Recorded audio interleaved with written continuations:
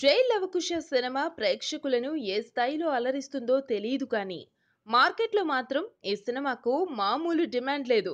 Temper, Nannaku Prematho, Janata garage సినిమాలతో hat trick కొట్టిన NTR craze ఏంటో ఇప్పుడు జై లవకుశతో తెలుస్తోంది. ఆ సినిమాల పాజిటివ్ అంశాలన్నీ జై లవకుశకు భలే కలిసొస్తున్నాయి. ఈ సినిమా షూటింగ్ కి కొబ్బరికాయ కొట్టిన రోజే 85 కోట్ల హోల్సేల్ ఆఫర్ వచ్చిన విషయం తెలిసిందే. అయితే కళ్యాణ్ రామ్ మాత్రం ఖచ్చితంగా అంతకంటే ఎక్కువే వస్తుందన్న ఉద్దేశంతో ఆ ఆఫర్ ని డ్రాప్ చేశాడు. కళ్యాణ్ రామ్ అనుకున్నట్టుగానే ఇప్పుడు ఈ సినిమా డిమాండ్ మామూలుగా లేదు. స్వర్గీయ నందమూరి తారక రామారావు బెస్ట్ హిట్స్ లో ఒకటైన లవకుశ టైటిల్ సెంటిమెంట్ తో పాటు అన్ని వర్గాల ప్రేక్షకులకు అవసరమైన మసాలాలన్నీ ఉన్న సినిమా కావడంతో సినిమా క్రేజ్ టాప్ లో వెళ్తోంది. ముగ్గురు హీరోయిన్స్ అనే కాన్సెప్ట్ కూడా సినిమా పైన క్రేజ్ ని పెంచుతోంది. ఆ క్రేజ్ మొత్తం ఇప్పుడు శాటిలైట్ రైట్స్ రూపంలో కనిపించింది.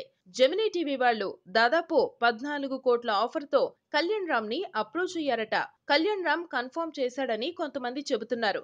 లేదు, ఇంకా బెస్ట్ కోసం వెయిట్ చేస్తున్నాడని కూడా చెబుతున్నారు. కానీ ఏది ఏమైనా బాహుబలి లాంటి సినిమాల విషయం పక్కన పెడితే ఒక మామూలు కమర్షియల్ సినిమాకు ఈ స్థాయిలో బిజినెస్ ఆఫర్స్ రావడం మాత్రం గొప్ప విషయమే. డైరెక్టర్ కి అసలు ట్రాక్ రికార్డు లేని నేపథ్యం, అది కూడా డిజాస్టర్ ఇచ్చున్న నేపథ్యంలో ఈ క్రేజ్ మొత్తం కూడా ఎన్టీఆర్ దేనని చెప్పుకోవచ్చు. రేపు జై లవకుశ కూడా బ్లాక్ బస్టర్ హిట్ కొడితే మాత్రం ఎన్టీఆర్ రేంజ్ ఎవ్వరూ ఊహించనంత రేంజ్ కి వెళ్లిపోవడం అయితే ఖాయంగా కనిపిస్తోంది. ప్రస్తుతానికి మాత్రం ఎన్టీఆర్ టైం పీక్స్ లో ఉందంతే.